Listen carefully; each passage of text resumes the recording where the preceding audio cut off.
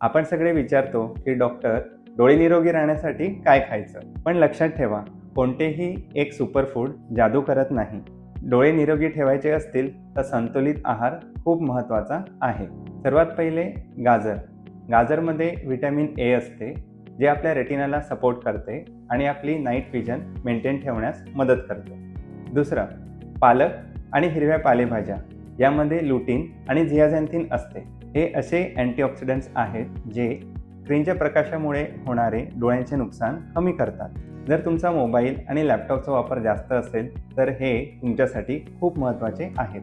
तिसरे, आवळा आणि लिंबूवर्गीय फळे. यामध्ये व्हिटॅमिन सी असते. व्हिटॅमिन सी रक्तवाहिन्या मजबूत करते आणि वाढत्या वयोमानानुसार डोळ्यातील होणारे बदल संथ करते.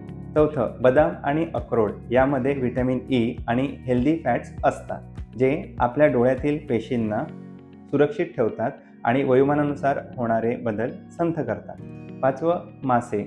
यामध्ये ओमेगा 3 फॅटी ॲसिड असते, ज्यामुळे डोळ्यांचा ड्रायनेस कमी होतो आणि आपली टिअर फिल्म क्वालिटी सुधारते. आणि हो, पाणी. शरीर जर डिहायड्रेट झाले तर डोळेसुद्धा कोरडे पडतात, म्हणून भरपूर पाणी प्या. तर सोपा फॉर्म्युला काय? तुमचे ताट रंगीबेरंगी ठेवा. हिरव्या भाज्या, केशरी फळे, थोडेसे ड्रायफ्रूट्स आणि पुरेसे पाणी. एकच पदार्थ नाही तर संतुलित आहार महत्त्वाचा आहे. पौष्टिक खा, फिट राहा आणि नियमित डोळ्यांची तपासणी करा.